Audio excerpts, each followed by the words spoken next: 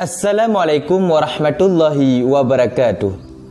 Hamdan syukuralillah, salatu wassalaman ala rasulillah Sayyidina Muhammad ibn Abdillah, amma ba'du.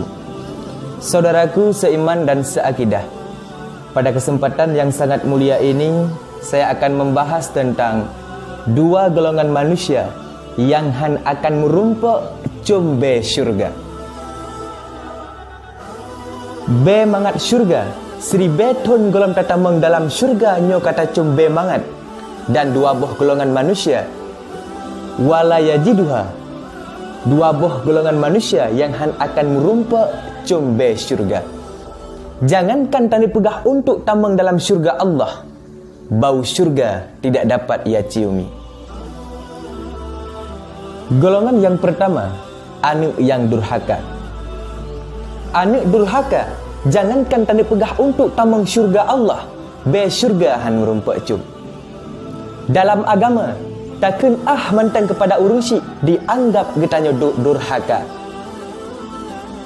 Nabi pernah berkata, seandainya umat lun dicincang-cincang droi, ditek-tek droi untuk jak balah jasa urung syik, maka seperput daripada jasa urung syik golom terpenuhi. Oleh karena demikian, kahaik tabalah jasa urung syik, beklah tapi sakit hati. Nyo hak getanya anak kepada urung syik. Ikuti perintah urung syik selama urung syik tidak menyuruh getanya ba'bud yang tidak diridha oleh Allah Subhanahu wa taala. Saudaraku seiman dan seakidah, nyo anak yang durhaka, yang sering membantah, membuat hati urung syik tersakiti. Adapun adakala dengan tingkah laku getanyo dapat menyebabkan hati urung syik sakit, ataupun dengan tutur kata getanyo, ataupun dengan sikap getanyo, nyo tak ubah supaya mendapat ridha daripada urung syik. Karena Allah, ridha Allah kepada sidadro hamba, ridha Allah kepada sidadro urung nyo tergantung bak ridha urung syik. Juga murka Allah kepada sidadro urung, murka Allah kepada sidadro hamba tergantung pada murka orang tua. Maka untuk mencari ridha Allah, terlebih dahulu cari ridha kedua orang tua. Dengan putar rumpak ridha urung syik, dengan tak senang hati urung syik.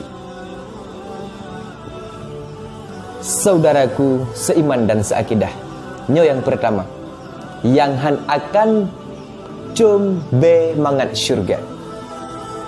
Golongan yang kedua, urang yang memutuh hubungan tali silaturahim, qati'ur rahim, orang yang memutuskan hubungan tali persaudaraan. Sesama Islam hantate mujroh-jroh, lam sabah gampung hantate megat-gat. Malah yang lebih ganjil terjadi uronyo lam sabah rumah ketanya tamu pakai. Antara adik dengan abang hanjite mejroh-jroh. Antara kumun dengan apa jema tak tanda hanjite megat-gat. Jima masa-masa muka. Allah neken, innamal mu'minu ikhwah. Tanda orang Islam bersaudara. Kan tanda orang Islam merayak-rayak baje, kan merayak-rayak kupiah, tetapi ikhwah bersaudara. Faslihu baina akhwaikum, maka pejroh di antara saudara-saudara gata. Tamu gat-gat. Malah Nabi pernah neken dalam sebuah hadis, wal jama'atu rahmatun, menyogetanya tate musabah dro, tate menginging, hantamu pilah-pilah, maka Allah geplay rahmat. Wa firqatu adzabun, apabila tamu pilah-pilah, handa tamu jroh-jroh, tamu dendam-dendam, tamu masa-masa muka, adzabun, Allah akan gelham adzab kepada getanya. Saudaraku seiman dan seakidah, dalam halnya Rasulullah pernah digambarkan kibancara tamu hudib dalam dunianya supaya kita ngan manusia hantipeh ngan Allah gatzan lewat hadisnya dalam matan Arba'in. Kunu ibadallah ikhwana. Hamba Allah bersaudara. Mandum katanya bersaudara. Sesama Islam bersaudara. Lam sabuh gampung bersaudara. Jiran di lingkar rumah juga bersaudara, apalagi lam sabuh rumah. La yadhlimuhu, baik tamu zalim-zalim, hanggebi saling mendalimi. Yang raya hanjit dalimi yang ubud. Penjual-penjual hanjit mendalimi pembeli. Raja-raja hanjit dalimi rakyatnya. Orang atas tidak boleh mendalimi orang bawah. Jangan saling mendalimi. La yakduluhu, jangan saling membiarkan. Hanggebi membiarkan. Artinya, guna sifat tolong menolong bak katanya. Takalan saudara katanya yang membutuhkan, ringankan beban mereka dengan semampu kita. Mampu dengan harta, bebankan ringan mereka dengan harta. Mampu dengan fikiran, ringankan beban mereka dengan fikiran. Saling membutuhkan, saling menasihati, jangan saling membiarkan. La yakdzibuhu, jangan mendusta. Baik tamu sulit sesama Islam. Baik nasifut sulit. Karena apabila kita nasifut sulit, maka akan lahir penyakit-penyakit lain. Uronyo kita nyopakan tatijit mezina, wap gara-gara nasifut sulit.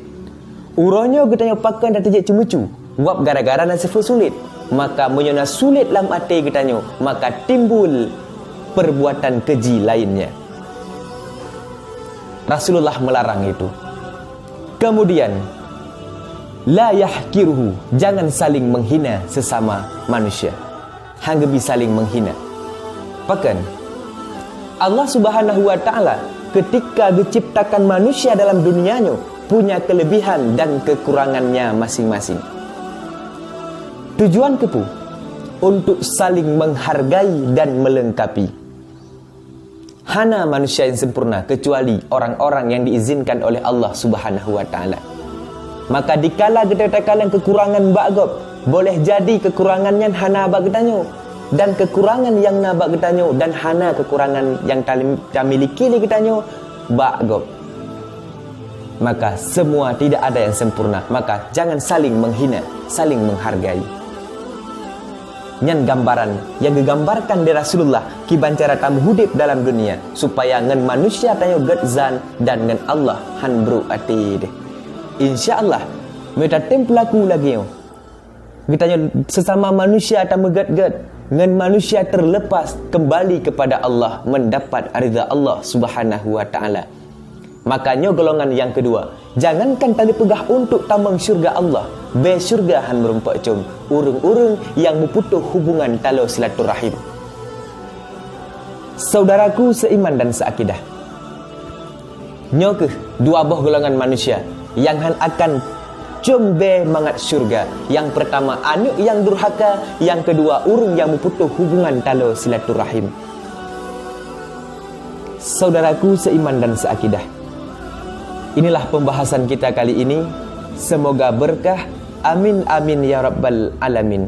Billahi taufik wal hidayah. Assalamualaikum warahmatullahi wabarakatuh.